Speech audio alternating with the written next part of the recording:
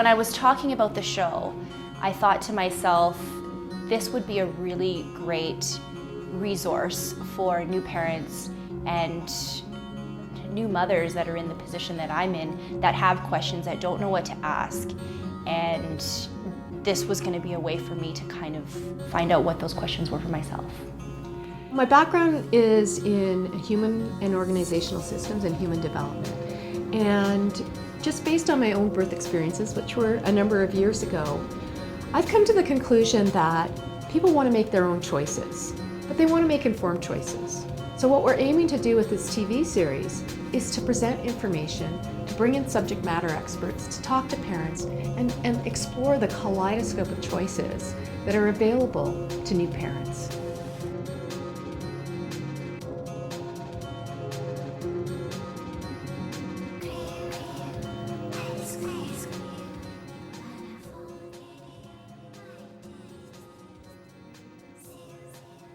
In the last episode, you heard about the different types of adoption and the adoption process.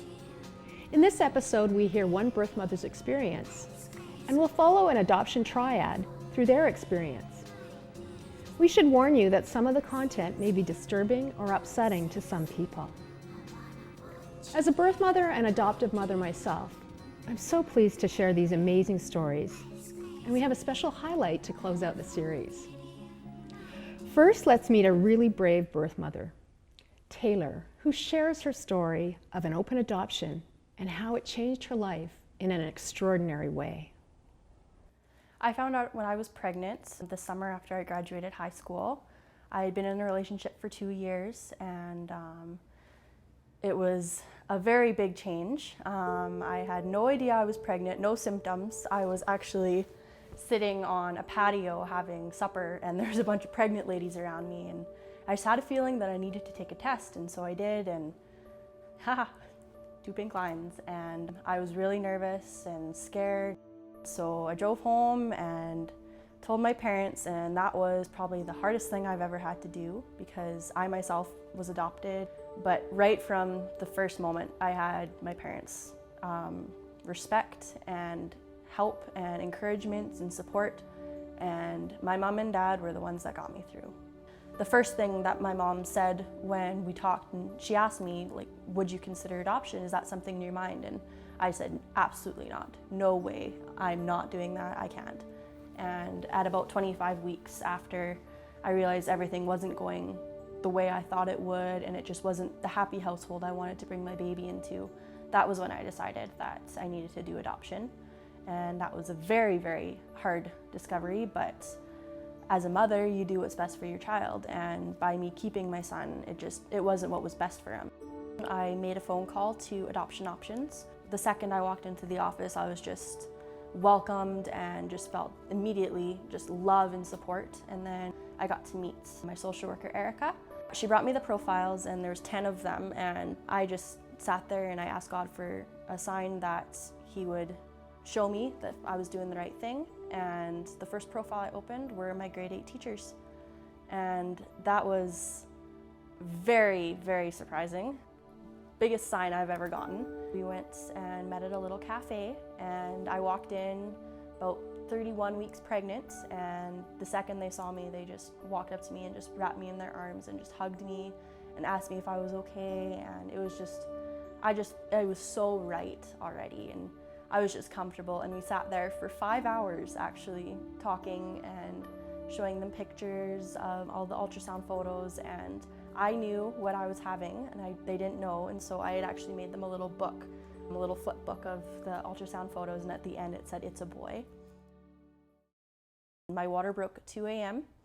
and I jumped out of bed and ran into my mom's room and said, "Hey Mom, baby time," and she was excited, and everyone around me was excited, but I was just destroyed already. And so I actually went and had a shower, and I stood in the bathroom for a half an hour just in the shower talking to my baby and just kind of trying to calm myself down. And by that time I had started to kind of get a few cramps. It wasn't horrible. I remember thinking to myself, man, this is it? This is not bad at all. But my mind wasn't really on that. I was just focusing and talking to Andrew and just saying, you know what, like, it's time now, and I'm gonna meet you, and you're gonna get to meet your mommy and daddy, and we're ready for this, and this is what God has intended for both of us. When I got to the hospital, that's when it started. The pain started coming, and I, as a birth mother, I knew it myself, but people around me didn't know it, and so it was really tough on that aspect because teen moms don't really get a lot of respect. I remember my doctor saying, all right, you're gonna feel a little bit of pressure. And before I could even realize what he had said, I heard Andrew cry. And apparently I perked up completely. I went from being just not there to all of a sudden there. And I was just like, where is he, where is he? And they put him on my chest, and I remember seeing cheeks and dark hair. About 5 minutes later, they wheeled in with my baby. And that was when it all changed. I saw him and I was warned because I had been, right from the second I found his family, I was 110% ready to do this. And then I saw him and I was like, oh man, I don't know if I can do this. There's just this overwhelming love that I can't even explain. I've tried to explain it to some of my friends that don't have babies, and I can't explain it. It's just the most amazing feeling I've ever felt in my life. And they handed him to me, and I just sat there and looked at him, and I just knew. I was like, I can't do this. There's no way I can do this. I can't do it. My mom sat with me for quite a few hours and talked me through it, and we kind of did a pros and a cons, and I remember thinking, I'm good. I don't have to prepare myself to change my mind because I'm not. This is right, this is what I'm doing, and I was wrong. But I sat there and talked with my mom, and I finally, by about 5 o'clock that evening, had made the decision that I was going to keep him. I hadn't told the adoptive parents. My mom called them and just said that, hey, she's having a little bit of struggles with her decision, so we're just gonna give her a little bit of time. And so they were amazing, and they respected my space, and they sent me a text and said, hey, we love you no matter what you decide. This is your baby, and we love you, and please make the decision that's gonna be best for you and the baby. And that really opened up my eyes to thinking, like, they don't just care about the baby and getting the baby, they care about me too. We made the deal that I was going to be doing the placement in my home. I didn't want to do it in the hospital, and so I got to take my baby home, and that was a very special moment because I felt like I got that mama moment while I was there in the hospital. And we drove home with him, and I took care of him, and that night I have a journal that I've been writing in it to him since the day that I found his family. And so I sat up the whole night and cried and kissed him and wrote in my journal and just spent my last night with him as his mom. And then the next day I got up and prepared myself and just spent as much time as I could with him as by myself. And then the adoptive family came over, and we sat and had coffee and visited, and they had written me a letter about their promise to keep him in my life and always keep me involved, and that they would take care of him. And it was just so heartwarming. And then it was my turn, and I'd also written them a letter, and I read it to them as I was holding Andy. Everyone was crying, and it was such a special moment. Being a childless mother was a lot harder than I could have imagined. I thought I prepared myself for that, but nothing can prepare you for that emptiness you'll feel. And I knew I had made the right decision, and not for a second did I regret it, but man, did it suck. Now we've gotten to the point where he doesn't quite understand, but he knows that there's something special, and he comes and sees me all the time, and every time he'd run up to me and give me a huge hug and a kiss and say, I love you. Oh, it's just amazing, and he always seems to pop up right when I need him. I'll be walking through the mall one day, and I'll just hear, Taylor, Taylor, and he'll just come running up to me and give me a huge hug. And it's really wonderful having this open adoption, because I can, on days that are tough, I can say, you know what, can we reschedule to tomorrow? I'm really having a tough day, and we can. And if I want to see him more and I'm having a tough day, I can call him and say, hey, can I stop by and read him a book before bed? And they say, sure, come on over, and it's wonderful.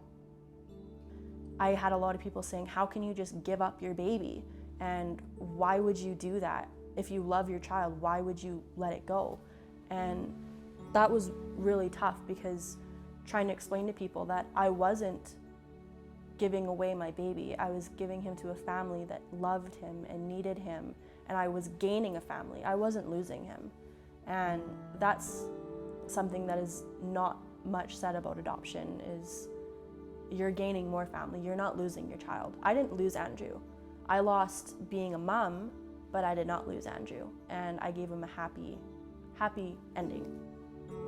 What I know now about myself that I didn't know before I got pregnant is just how strong I am and how loving I can be. It was really a humbling and amazing experience to feel that, because before I got pregnant, I really struggled with depression, and I didn't feel like I was pretty. I didn't feel like I was capable of doing anything, and I didn't have any really hopes for the future. And then I got pregnant, and it kind of gave me that kickstart to really grow up and make the decisions, because it wasn't just me anymore. It just gave me the strength that I didn't know I had in me, and unbelievably, I don't even know, just strong. That's all I can think of, is just how strong I am.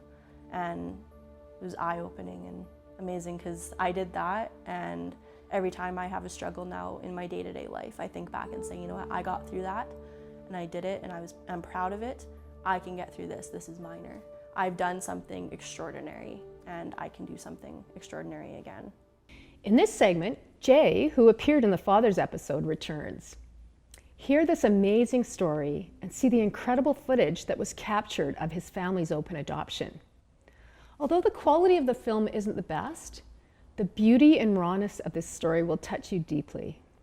We've adopted 2 boys, and both of our adoptions have been unbelievably smooth, unbelievably easy.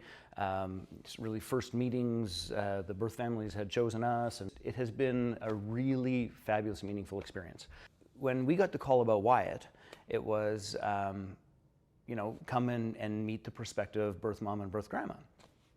And this experience is forever emblazoned upon my being. And my dear wife, Corey, is totally wigged out and excited and all the rest. And this is like how rattled she is about this whole process, is that we're walking out the door of our place, and she stops, and she puts her boot up, and she goes, "Do these shoes make me look like I'm a good mom?" We got to know them a little bit over the next span of about, a week or so, and everything feels right, but I just want to talk to a doctor. Like, I just want to make sure that the little person's going to be okay, and that he's got the best shot in the world, and all those sorts of things. And so we talked to Heather and said, this is what we'd like. And she said, oh, no problem. She said, I'll sign whatever, so you can talk to the doctor, fully open book, all the rest. And as soon as she said that, I knew that we were okay, and the decision was made. She goes for her checkup, and it turns out that she is a centimeter and a half dilated, and she gives birth that next day. And we still don't know all this. We think that she's going to be induced, and then we get a call. We get a call on the 25th that our son had been born, and we can go get him tomorrow. And both Corey and I are like, well, first of all, bawling, like we were like so grateful and in shock and all the rest of it. And then we spent 36 hours literally running around Calgary, gathering everything that we needed to bring Wyatt home. And it was a combination of the most amazing, weird, wonderful, and astounding, 36 hours of our life. Bringing our little guy home from the hospital today. And we've tentatively named him Wyatt. That could change. So we'll say hello, Wyatt, until we actually meet you, and then see if that's going to actually be the name that we use. It's been about a day and a half since you've been born. We've been dying to meet you.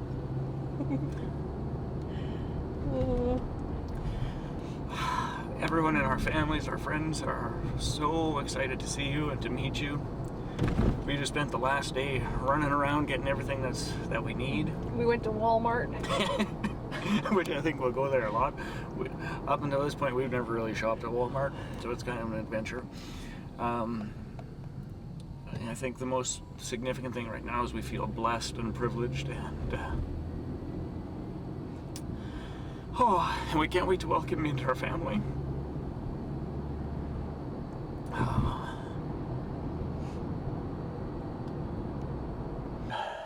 right. Well, we're just at the hospital to pick up Wyatt, and we're so excited to meet you, and we can't wait just to see what you look like and bring you home. And like you said, there's lots of people waiting to meet you and waiting to hold you and love you as much as we will and already do. So this is the start of your little recorded life. Welcome to our world. Ah, that was simultaneously the most beautiful and heart-wrenching experience of my life. Because Corey and I are like so freaking excited, like so excited. Simultaneously, there's Heather and her mom who are heartbroken and in anguish. So Heather would bring Wyatt to Corey, and Corey would hold him, and Heather would crumble. And Corey would give Wyatt back to Heather, just, you know. So they went back and forth probably what seemed like a million times. I actually videoed it, and I would, I have a wager for any human being that you could not watch that video without like full-blown snot tears. like it is just like, it's beautiful but heart-wrenching.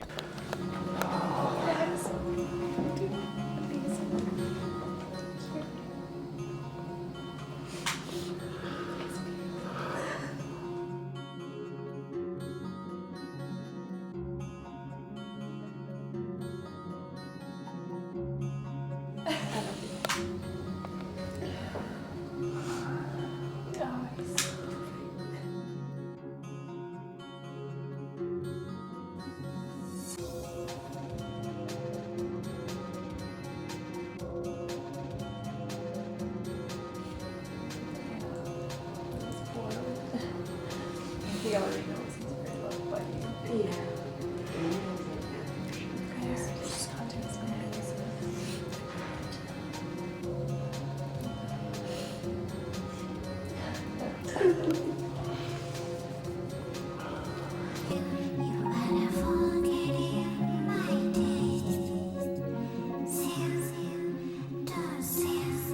And through the whole time, Wyatt is sleeping like he's just completely out, not a peep, not a sound, not a nothing.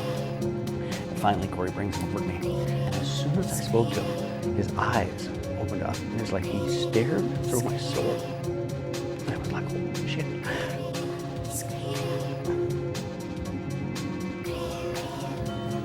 It was amazing. Now, as beautiful as all that was, there's something that still almost haunts me about it, about what they know and when they know it. So he wakes up, we have a little chat, it's time for him to eat, and he has a little squawk, you know, it's a hunger squawk, which we come, he had the cutest little voice. But after this had gone on, and I would say about 90 minutes, something like that. Like this wasn't short, like this was a prolonged process or ritual. I mean, we didn't have a ritual for it, but it was a bit of a process. But the damnedest thing. So we have him and we're feeding him, and Heather and her mom leave, and they go out the door, and I would guess they'd be like 20, maybe 15, 20 feet down the hall, and he lets out a wail that I've never heard before or since. I swear he knew.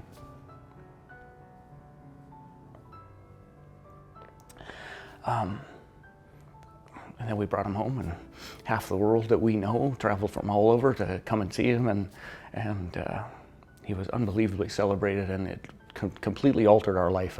And just to put this in perspective, there is a 10-day rescission period. So, you know, I'm holding Wyatt, he pierced through my soul, and he's mine, and I'd have given my life for him that instant. But it's still 10 days before the birth mom's rights actually pass. And even those 10 days, I mean, those 10 days weighed heavier on both, I think on all of us actually, because at the end of the 10 days, Heather called, because we were in contact, Heather called and said, oh, it's really done. And it's like, yeah, it's really done. And it's like, woo! Now, let's hear about how the Fizettes make open adoption work for all members of their adoption triad. The drama of Wyatt juxtaposed with the peace of Jackson is hard to describe. We were there at his birth, so with Wyatt it was a day after, but we were actually present for Jackson's birth, and he was in my arms like 30 seconds after he was born, which was super cool. We set our intention that we weren't adopting a child, we were adopting an extended family, and that my vision and hope from the beginning was always, number one, they'll always know when we tell them their adoption stories and their birth stories and all, we tell all of those things. But when the tougher questions happen of, so why did this really occur, you know, is that our vision is that that's a question that will be answered at a Sunday dinner with all of the parties at the table. We want our boys to know both families. And our grounding is, all it means if you're adopted is you happen to be lucky enough that more people love you than most. We're in contact with both of the birth families quite consistently. And I know that it's harder for them at times than at other times. You know, so we've just taken the stand that it's our job to make sure the door's open and make sure they know the door's open, and based on how they're doing, they are pretty active, or sometimes they got to pull away a little bit. You know, Heather told us we were a little grumpy at her at the beginning. She'd say she'd come and then she wouldn't come. So we stopped telling Wyatt that that was happening, or to expect it, right? After it happened a couple times, she phoned and said, you know, just I need you to know is that whenever I come visit, I cry the day before I get there. I spend the day or a couple hours with him, and I cry for 3 days after. It's just too hard. It's like, never thought of it, you know. We're entwined, and if we're entwined, it's vitally important that as much of that entwinement as we can be transparent about, we must. And that will be for the good of the boys, that'll be for the good of our families, that'll be for the good of our communities. Just know that with open adoption, you get to set it up in a way that works for all of you, meaning birth family, adoptive family, kids, all those pieces. And, you know, this is gonna sound silly, but, and for crying out loud, don't be scared. I mean, the very essence of this idea is these are acts of love. I'm so grateful to the Fizette family, and especially to birth mothers Taylor and Heather for sharing their touching stories. It's been a privilege to do this work, and I'm so pleased that our final episode was on open adoption. 37 years ago, my transformation to parenthood started when I gave birth to a little boy who I placed in a closed adoption 12 days later. For all those years, my arms were empty. I had no idea where he was, how he was doing, or even what his name was. Since then, my life's work has been to support all people in their pregnancy, birth, and early parenting choices. And this series has been one way of doing so. Midway through this season, my birth son and I found each other, and we have now reunited. It's been a miraculous, happy story and a continuation of my own transformation to parenthood.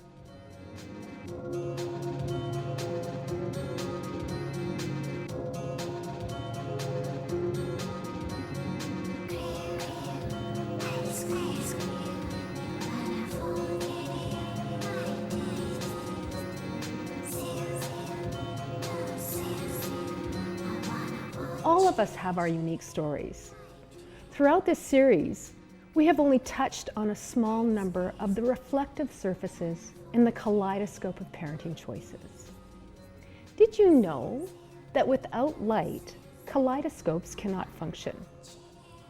We hope this show has brought light to your parenting journey, and that, like me, you'll have many miraculous happy stories throughout your transformation to parenthood.